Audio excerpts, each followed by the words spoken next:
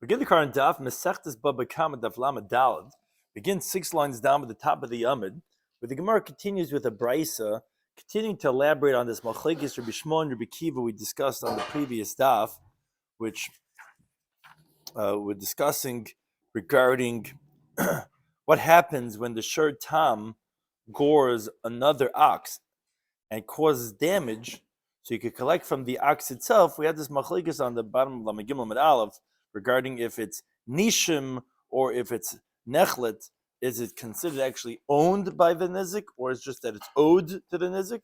The Gemara continues on ramifications of this machlekes Rabbi Shloimy and Rabbi Kiva. Shis kos bazakazach necheskel turn to Daf Yomi today's Daf. Shis v'chen bnei Yisrael and Yisrael throughout the entire world. Some of this we're discussing today's Daf are shabach or kichesh, nizik or mazik. What happens if the victim or the mazik improves or actually creates a depreciation in the shiur hamazik? What the halacha is going to be?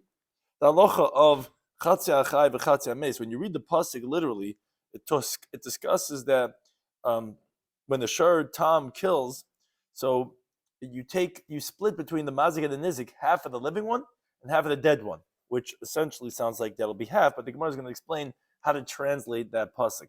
The halach of pchas nevela, which is the depreciation of the dead animal for when it dies till you get the court case and the verdict, who has to suffer that loss?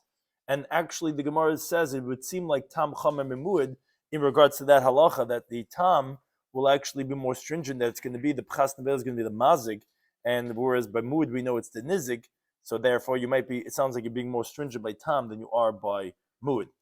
And which runs into the discussion of tam mishal mirsim chatzi nezek. Can you have a tam paying more than chatzi nezek? It can't be more than muad, but it won't be nezek shal, but maybe it's more than chatzi nezek. The next mission discusses the contrast of ma'aser shoyrei and ma'aser atzmoi, the difference between his ox and between himself, that sometimes shiur could be more chomer than himself, and sometimes himself could be more chomer than the shiur. To begin the current daf, Daf Lamed Daled, 6 lines down at the top of the Yomid. Turn on within the Braisa. Continuing the theme of the previous Daf. Shiur Shava Masayim. So we're calculating how much is going to be the net value. You have an ox worth 200. Shanagach Shiur Shava Masayim. They gored another ox worth 200. And the injury it caused to the second ox was 50 zuz worth of damage. Okay, now the case is like this. The shavach, now the victim ox increased in value. And now it's actually standing at a value of 400 zuz. So it started off at 200. The injury was 50 zuz worth, a quarter. Now actually post-injury, the price of meat, whatever it was, the price of the animal went up, and now it's worth 400 zuz. So the Braisa says like this, that since the victim could say, Shel Mola Hizikoi, if the shiur hamazik had not damaged it, it would have been worth 800 zuz, because it would have been worth double the amount of money. So noisin, so the mazik has to give him 25 zuz, kishas hanezik, as it was at the time of the damage, right? It was worth 200 zuz. The damage was 50 zuz worth. Shiur tam pays half. Half of 50 is 25. And the chiddush is that he can't tell him, hey, I didn't cause you a loss. It's worth even more than it originally was. It was worth 200, now it's worth 400. Because the victim could tell him, no, if you had not damaged me, it would have been worth even more, and it would have gone up to 800. So, therefore, it's not like, what did I lose? Of course I lost. I lost that it would have been double the worth of the amount. Therefore, you're still liable for the damages that you made for me, even though now my animal is actually worth double what it was worth before the damage. That's one interpretation of Rashi. Rashi brings another interpretation. Taisus and Rashi both discuss these two interpretations. That he says that no, he essentially, that the victim is telling the mazik that if your animal had not damaged my animal, instead of being worth 400, it would have been worth 800. Therefore, he wants to claim from him a quarter of the damage, not 25. I want you to pay me 200, which is half of the 400, which is the chatzin nezik that you caused. And that's the Gemara saying, no, he only gives him 25 kishas nezik. He doesn't have to pay. And Tosfos says, Pashut. Says, how could it be that the guy's saying, if not for your animal damaging me, my animal would have been a healthier animal. It would have gone up, instead of 400, it would have gone up to 800. The guy's claiming, give me 200. Says Tosfos, that doesn't make sense. If, let's say a shar mazik damages a small animal. And you say, hey, if your animal wouldn't have killed my animal, one day would have grown up to be a big animal, would have been big and strong. You have to pay me for the potential gains that it would have been. We never heard of such a thing. You pay what the damage is right now. So obviously, Tosfos doesn't like that pshat of Rashi, and Rashi also doesn't like it, as he says a little bit later, and therefore he prefers the pshat of that. You can't say you didn't cause me a loss because now my animal's worth even more. No, it wouldn't even more. So you owe me as it was at the time of the damage. Okay, that's if shavach. That's if it went up more in value after the damage. Now, what happens if the other way around? Let's say kochash. Let's say the victim animal actually went down in value because of the wound. And now you actually see a few months later when the Bezdin finally is handing down the verdict, it's actually worth much less than it was at the time of the damage. So then the mazik has to give him according to how much the damage is, kishas hamad bedin, according to how much it is at the time of the verdict. Because as the Gemara is going to tell us later on, what do you mean? When he caused the damage, it was only, let's say, 50 zuz worth of damage out of 200. And now the damage is much more. Now the animals got even weaker. By the time the verdict is handed, it's 100. You have to pay him the 100. Because the Gemara is going to tell us later on, Karna de Turach Kavir Bey, the horn of your ox is like lodged inside my animal, which it's not. It's not like the bullet is still there, but that has caused its depreciation continuously from that accident, and therefore he's got to pay Kashas Hamad Bedin. Now, this was only if there was the nizik, meaning when we say the nizik, we mean say the change of value in the victim ox, if it went up or down, we just discussed. Now, the other way around. Shivach mazik. What happens if the shur that was damaged, that did the damage, that was with its keren, it went up in price. And now, instead of it being the mazik being worth 200, the mazik is worth now 400. Noisin loy, the mazik gives him the 25 zuz kashas hanezik, as it was at the time of the damage. What's the chiddush? Of course, it's how much damage it caused. Who cares that the mazik went up in value? So Rashi says, the victim cannot tell him, I want you to give me an eighth of the animal, which I would merited at the time of the damage, and it went up in value because the damage was a quarter of the value, which was they were both oxen worth 200, and the damage was 50 zuz, which is a quarter. Now, we know Chatzi Nezik, you only give a half of the damage, which is an eighth of the animal. So wait a second. You owed me, I had a stake in your animal of an eighth. Now that went up, give me according to its inflated price right now. You don't say that, you say it only gets as it was at the time of the damage. Now, Hichish, on the other hand, if let's say the animal the mazik's animal went down in stock after, which Shar Mazik, who knows, people are saying it's a terrible animal, so then it's Kishas Hamad Bedin. Then actually, which the Gemara is going to point this out, seemingly a contradiction between this previous halacha and this one, he actually will only give him an eighth of the Shar HaMazik because it was in the possession of the victim when it went down, because we know that he gets a stock, he actually gets an ownership in that.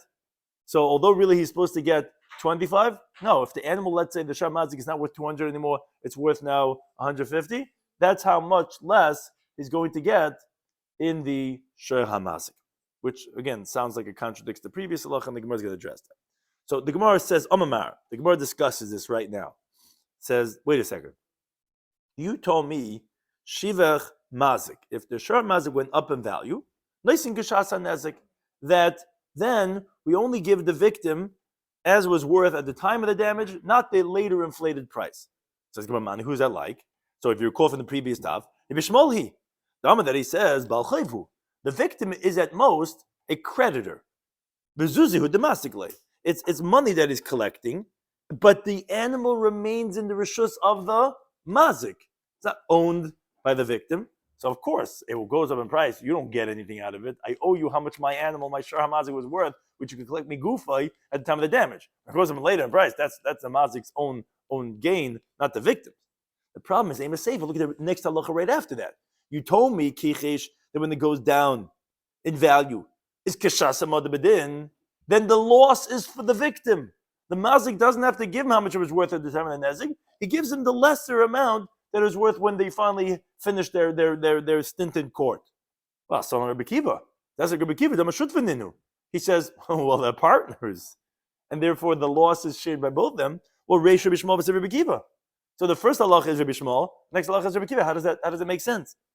Says Gemara, no, it's not true. Kula Rabbi Kiva. It's all Rabbi Kiva who holds that the mazik's animal is actually sheared by the nizik and the mazik. So what's the difficulty? So the first halacha is difficult. Why, when it goes up in price? When it goes down, showing simans. When it goes up in price, then it's not mine. I thought it's in the victim's domain too. Why should he not share in the profits? So we're talking about kisha pitmu. We're talking about where the mazik, the owner of the shur, stuffed and fattened his animal, and he spent money to make it more expensive. So therefore, the victim doesn't get to take of any of those profits, because this was specifically, in terms discussed regarding the halacha babas, regarding if a partner goes and spends money, and if the expenses are more, it must be talking about the expenses are more than the gain. That's according to one pshat Taisus. Discussing, well, who cares that you spent? Who cares? It's still partners, and when you invest in a shared venture and one partner invests, why would he take all the profits? But Al Kaponim, that's what the Gemara is answering, that he fattened it, so it's nothing to do with the value of the animal having gone up. It's my investment, and therefore I get that. So the Gemara says, wait a second, it's talking about where the owner of the mazik fattened the animal, a maresha. Look at the first cases, meaning there were two categories of cases that the Bryce was talking about. When we spoke about the shur hanizik, two ways either went up and down. We spoke about two cases of the shur hamazik, that either that went up and down. So you're telling me that the case of the shur hamazik, when it went up in price, was because the mazik fattened the animal, and therefore he's going to get all the profit. Well, then look at the first category when it was talking about the shur hanizik. We said shibech. If the value of the victim's animal went up after it was gored, after it was injured, its stock rose, and instead of being worth 200, it went up being worth 400. We said even so, we said that the mazik has to give him as it was, that it went down in price at the time of the injury. And as we said in Rashi's preferred pshat, that he can't tell him, oh, what it caused you loss? What it caused you loss? The animal used to be worth 200, now it's worth 100. I'm going to pay you for the injury that it did? So he said no, because the victim could tell him, if your animal did not injure my animal, it would have been worth 800. So don't give me tiritzim that you don't have to pay me because you didn't cause me loss. It's worth double the amount that it was. It would have been double that had it not been injured. Okay, but says the Gemara, I don't understand what you're saying. Why? If it's talking about that the owner fattened it, that's what you said in the Seifa. You said that the mazik fattened his animal, and therefore the shavach goes to him, whatever. So that would mean to say that the victim's animal in the first category, when it went up in price from 200 to 400, had to go up. The same case. When you say shibach, means someone fattened it. That means the victim fattened his ox. So do I have to tell you that the mazik is going to have to give him like how much the damage that he lost at the time of his animal goring his animal? And he can't tell him what I caused you a loss? What do you mean? Of course you caused him a loss. This time my animal went up in price, it was only because I fattened it. And I spent money doing that. So what are you coming to tell me? Oh, Reb Nizik, I didn't cause you any loss. Look, your animal's worth double the amount. Of course it went up double. I spent, I brought in all these treatments and zachet to stuff it and fatten it. That's why it went up. Nothing to do with you. Now, Rashi says, according to his other pshat, the Gemara is very different. It's saying that, let's see the ratio, that if the victim made it better, he gives it to him at the shasa. If the victim went up, he gives him the shasa nezek, nothing more, and that the victim cannot tell him, give me the 200 because had it not damaged. But the Gemara is asking, if the nizik fattened it, do I have to tell you that the mazik doesn't have to give him 200? this that it went up was only because he fattened it, not because of it would have been more. It's not because of just stock. It's because you fatten it. So of course he doesn't have to pay for that, which Rashi finds that difficult. And therefore, again, he disagrees on that pshat. But al kapanim, the Gemara says, if it's pitmur, why would I need the Reisha to tell me this halacha? Of course, that the mazik would have to pay kashas and nezik. So Rapapi says, no. We have to understand it like this. Reisha mishkachas, the Reisha's halacha, I mean, when we talk about the victim's animal going up in price, that's bein the patme petumi. That's whether the victim fattened it. You're right, that wouldn't be any chiddush. That's obviously, the mazik wouldn't be able to get off the hook by it going up in price and saying, oh, look, you didn't lose. Of course, I fattened it. And bein the shivchem mela. And also, whether it went up by itself, as we explained also previously, because it would have gone up even double that amount. It's a cheshmin. What's the case we needed to tell you for that? Was the shivchem mela when they went up automatically by itself. That notion like kashas and nezik, he gives them as the time of the damage, and they can't tell him what I caused you loss. Because you're right, when he fattened it, I didn't need to tell you that. It's just when it goes up in value by itself, that's the chiddush what we needed to tell you. The seifa we only find when he fattens it, then we're going to say that halacha, that's where the mazik is going to get it, and the nizik is not going to get it, because even though it's all Rebbe Kiva, and it's really b'shus and nizik, so really the nizik should also get the shavach, but it's where he fattened it. So basically the Gemara is answering, no, the Reisha and Seifa both come where you fatten it. It's just that the Reisha is besides when you fatten it, it's also when it happens b'meila, and that's actually the primary chiddush. Because when you fatten it, of course, the mazik is going to have to pay to the nizik. Now, it said in the Braisa, going back on the first case of when kichesh, when the victim's animal went down in price, so we said that by the time they came to the court case, it went down even lower the value. So we said kishas and the mazik is going to have to pay even the lower value, how much it is at the time of the verdict. So Gemara says kichesh machlas mai. Well, why did it go down in price in those few months until the Bezdin finished their court case? Why did it go down from a $50 depreciation to a $100 depreciation? If it went down the value because the victim was using his animal and it got weakened, so let the mazik tell him, you're going to weaken it, I'm going to pay you now that it went down even more value since the accident happened. What does that have to do with me? It's because you did work with it. So on that, Rav Ashi, he says, no, the kichesh machmas maka. The reason why it depreciated now even more was because of the original wound. Because the victim could tell the mazik, karna de tudach tividebe.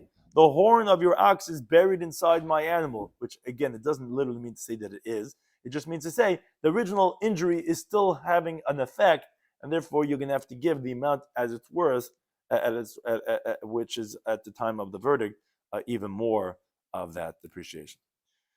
Now we continue to look at the next Mishnah, continuing the same theme regarding the payments that you have for the damages of an ox, and how that's divided between the mazik and the nizik. It says the Mishnah, Shur Shav Masayim. If you have an ox worth 200, Shanogach Shur Shav Masayim, that gored an ox worth 200, and the carcass is not worth anything. It's a total, it's just a total waste, that animal.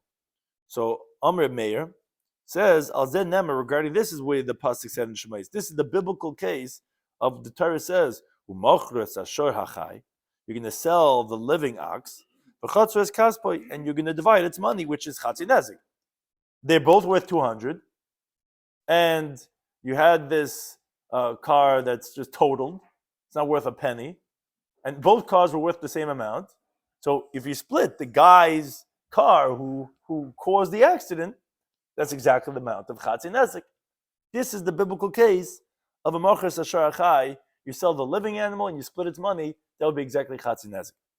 And then the reader says to him, no, not really, because you're right. V'chein halacha, for sure, the halacha is like you're saying that in this case that he would give him 100 dinarim, which is chatzi nezik, because his animal is worth 200. But this is not the case of shar that's written in the Torah, because kiyamto, you fulfilled the first side of the pasuk, that you'll sell the living ox and you'll split its money. The problem is V'leikiyamti didn't fulfill the end of the pasuk that says V'gama meisechetsun, that also the dead animal you'll split in half, which the Gemara is going to ask, what are they really disagreeing about? But the pasuk says, you're telling me the case is where the nevela is not worth a penny, and they're not selling that. But the pasuk says that the way they'll have the chatzi nezik is split half the living one and half the dead one. So the what case is that? Rabbi says that's a different case, because zeh shor shavim masayim. First, the case where the ox is worth 200. Shanagach shor shavim masayim. That yes, a Gordon ox worth 200, but vanavela yofa chamishim zuz. The dead animal is worth a quarter of what it was originally worth, which is 50 zuz, which means that the damage was 150, which we know you only pay chatzi nezek, which is 75, that the victim is going to get, which is going to be a loss for the victim of 75. So therefore the halacha is like this. This one, meaning the mazik, he takes half of the living one, half of the dead one. And the victim, he's noitel chatzei chai b'chatzei meis. He also takes half of the living one, half of the dead one. Which that comes out to a total of 125, because you have 25 plus 100, because the living one is worth 200, you split it, you're going to get 100 and 100. And the dead one is worth 50, which is also 25 and 25. So that's 100 plus 25 for each one. So each one is going to get a loss of 75, because both their animals were originally 200. And therefore that's going to be chatzi of the nezik, which is the damage was 150. He's only going to get paid back half of that, which is 75. That's the biblical case. You're splitting the living one and the dead one. So the Gemara elaborates on this machlokes. It's starting to learn the brisa. Shor shav masayim. If you have an ox worth 200, shenagach shor shav masayim, that Gordon ox worth 200. V'naveli yofa chamishim zuz, and the dead animal is worth 50 zuz. So as we just mentioned this opinion in the Mishnah, the brisa elaborates. Noitel chatzei achai v'chatzei meis. So the victim and the mazik, meaning the mazik takes half the living one, half the dead one. And the victim, he takes half of the living one, half of the dead one. This is the biblical case of shor, because it encapsulates the two halves of the pasuk. That's the words of Rabbi Yehuda. As he said in the Mishnah, he says, no, that's not the case of ox written in the Torah. Ella, rather, it's like he said in the Mishnah. It's shor shav masayim. It's an ox worth 200. The Gordon ox worth 200. And the dead animal is not worth anything. Then on this it says in the Torah, you'll sell the living ox and you'll split its value. Wait, but like he didn't address in the Mishnah, but Elaman Mekayim Bava Kama Daf. So what do you do then, however, with, like Yehuda similarly had a good point, that half of the dead one you're going to split, it doesn't seem to be have any value according to Remeir. So what does it mean you're going to split the dead one? So he darshans these words differently. What does it mean v'gamas ameis yachatzun? It means chas shepichasoi misa. The depreciation that the death has, which is the loss for the victim, mechatzin bechai. You're going to split this from the living one. What does that mean? So Rashi explains. In other words, the nevela doesn't have any association with the mazik at all, because again, it's talking about where the animal is totally dead. It just means that we're going to evaluate the dead animal. How much is it worth less now from what it was when it was alive, and the mazik gives him half of that depreciation. So begamas ameis yachatzun, it means that what was the death, half of that, which is what the hezek was, is what the owner of the shor mazik is going to give to the victim. Yeah, just more exactly. It's just more of like a way of a calculation. So the Gemara says, okay, let's see. Bein Remeir, Bein Yehuda, according to either one of them, the halacha is Hay Meir ve'esem v'chamisha shekel. This guy takes 125. Hay Meir ve'esem v'chamisha shekel. And this guy takes 125. Meaning, let's say where the case of Rabbi Yehuda was that the dead animal was worth 50, they're both going to come out the same amount, because according to Meir, the victim takes the nevela, which is he doesn't hold that you split that with the mazik. He'll take the nevela, which is worth 50, and he's going to take 75 from the living one, which that's half of the depreciation of what the loss was from death. Because what was the loss from death? Was 150, but on that we say that you're going to give half of that, which is which is 75. So it's going to come out that 75 plus 50, you're going to end up with a total of 125. And you read it also. The victim takes half of the living one, which is 100, half of the dead one, which is 25. So they're both ending up with the same magic number of 125.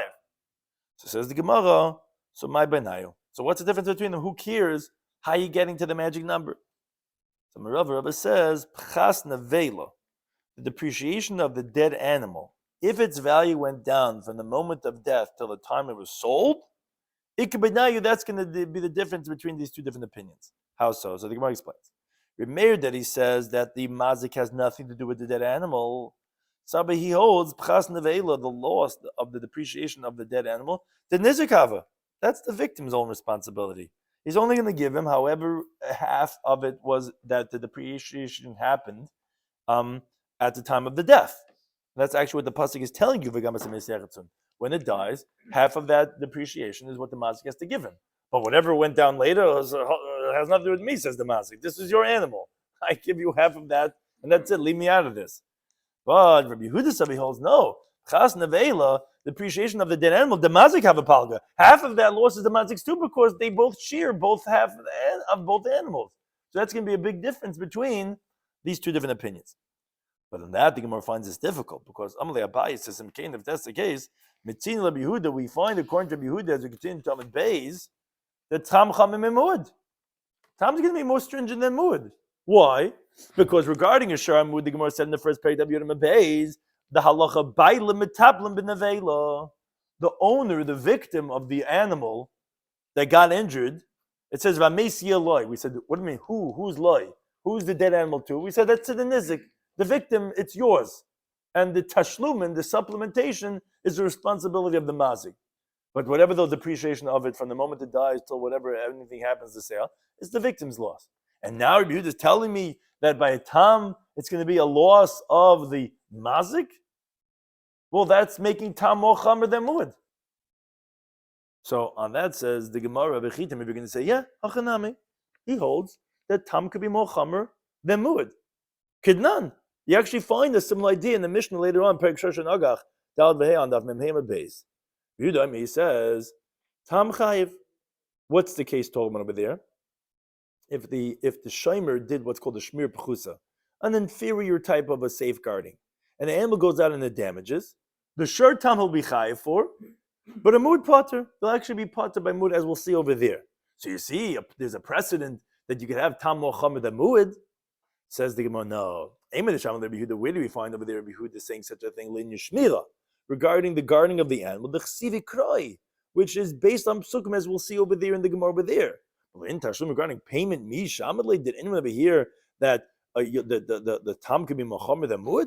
But actually, in the Bryce is not like that, because let's look at the wording of this Bryce. He says, who we're discussing the opinion of Rabbi Yehuda, he says, Yochel shar shavamana. You would think an ox that's worth 100 zuz. You have to pay attention to the numbers over here, because it's switched with mana and sloim or whatever. A mana is 100 zuz. So if you have an ox worth 100 zuz, shenagach shar shava chamesh slam, that it gores an ox worth 5 slam, which is 20 zuz. So the mazik is 100. The victim animal was originally worth 20 zuz. Now it injured it, vanaveli of a sela, and the dead animal of the victim is worth only now 4 zuzim. It was worth 20, now it's worth 4. So you would think like this.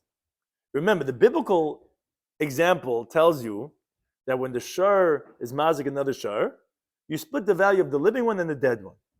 So you would think, based on this, if the shar mazik is worth 100, and the gored victim that was originally worth 20, now it's worth 4, you would think, okay, what does the Torah tell you? That this one takes half of the value of the living one, which half of the value of the living one is 12 and a half sloim, and you'll have to give it because of the payment, which it was only originally worth 5 slime. But now, since you have to give half of the living one, then the living one is a mana, which is 100 zuz, so you're going to have to give, which is 25 slime, you'll give half of the living one, which is 12 and a half slime, which is more than double of how much the victim's animal was even worth in the first place, and v'chatzemei, so give him half of the dead one, which is half of a vasala, and the mazik will also take half of the living one, half of the dead one. So you would think that's what you would do, based on the biblical imperative. I'm going to say, how is that possible? What does the Torah single out a shar hamud versus a shar tam? Lahachmalav or lahakalav? Why is the Torah singling out a shar hamud? To be stringent in it, to be nayat? You say, of course, lahachmalav.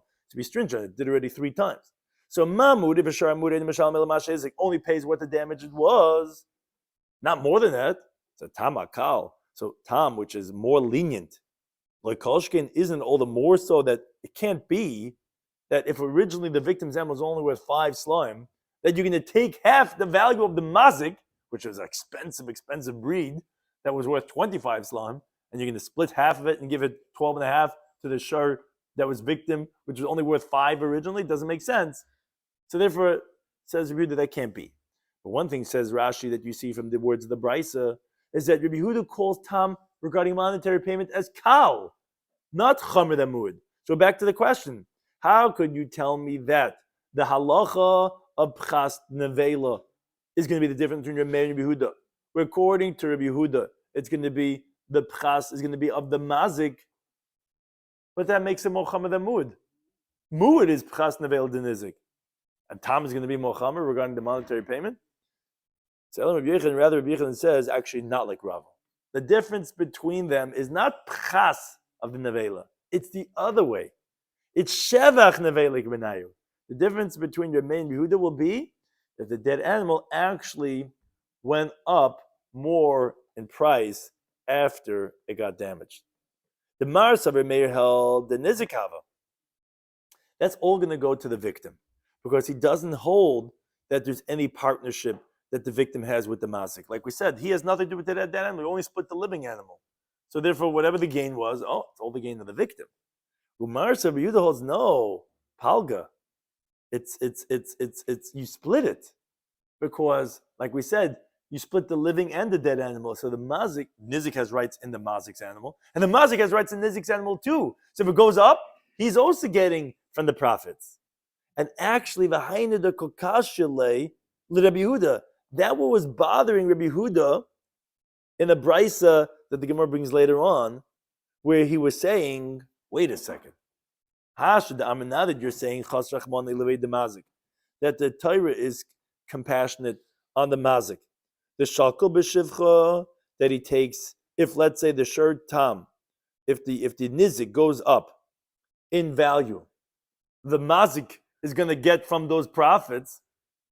Like we said, that's the difference between him and Reb Meir, because the mazik also has half of the dead animal, and now it goes up, he's going to get profits. So that's where the conversation starts. So, Yachol, you would think the following case also would apply. Shar Bava Kama Daf. You have an ox worth 5 slum, which is 20 zuz. So this is the inverse of the previous case. And that's where this thought came from, based on the case we mentioned before, based on Rabbi Yehuda's Shita. So you think of an ox, if the Shar Mazik is 5 slum, which is 20 zuz. Shanagach Shar Shavamana, that gores an ox worth a mana, which is 100 zuz.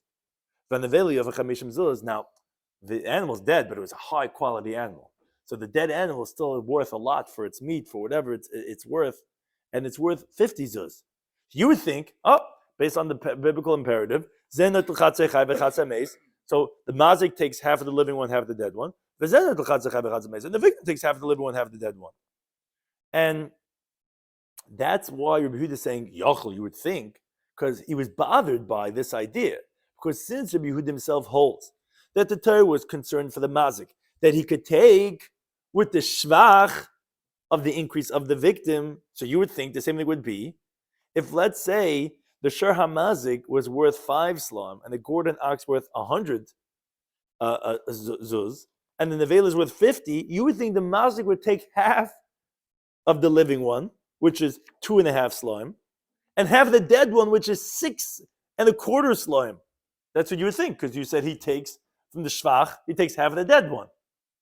So how would you say no? Where do you find ever that someone who caused damage gains that he's going to gain, who he's not losing anything? Because although Rabbi Yehuda previously said, you're right, the mazik takes the increase of value that the victim's animal did after it died, but he's paying the chatzi nezek. He's losing 75 from the living ox.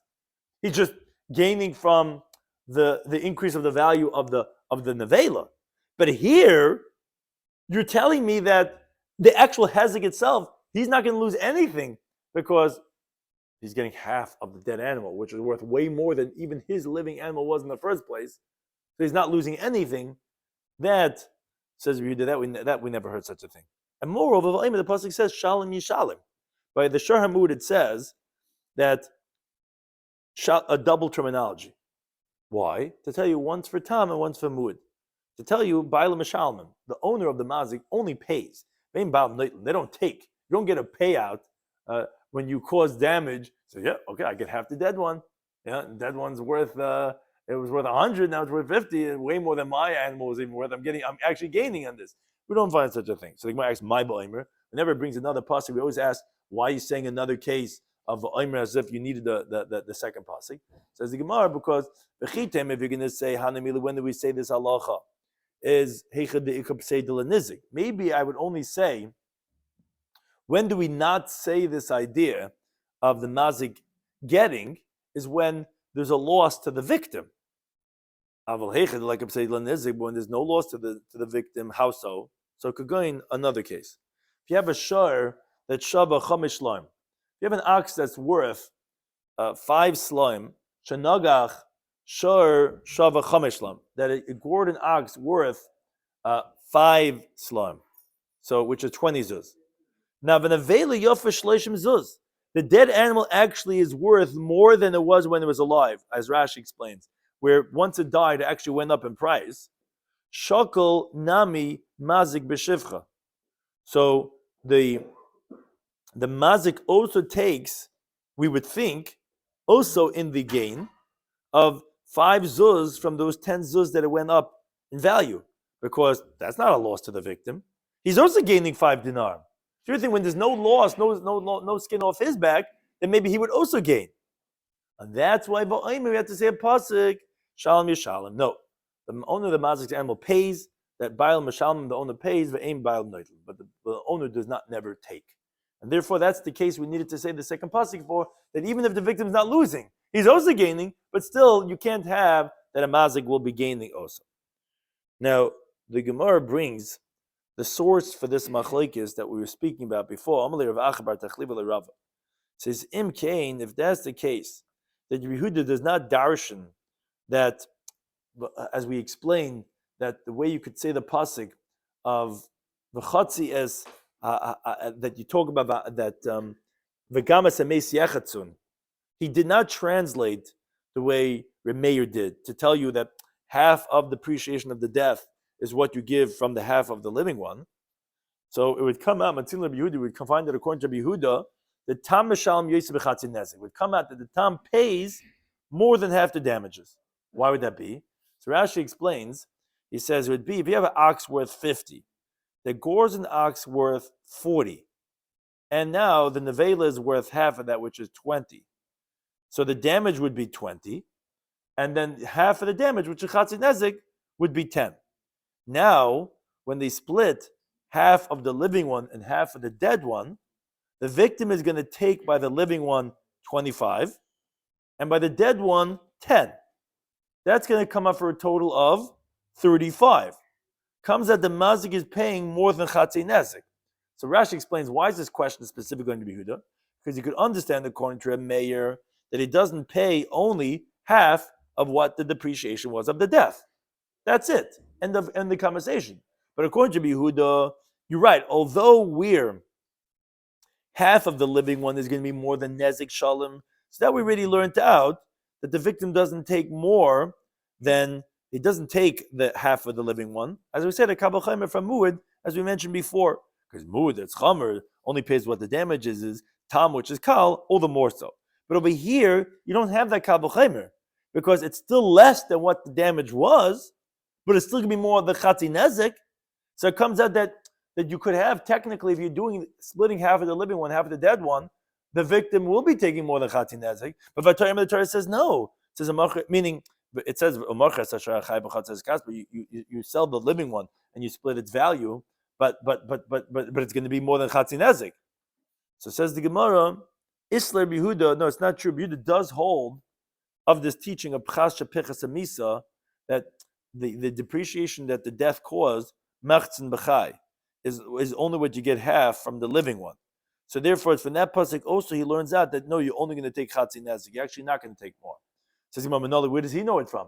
He used already the words of Vamesi Eloi to teach of Vagamas Amesi to teach you that you split half the living one, half the dead one. So he learns it out from Mivagamas Amesi that and also the dead one you'll split, which is that you're going to give half of the loss of the death.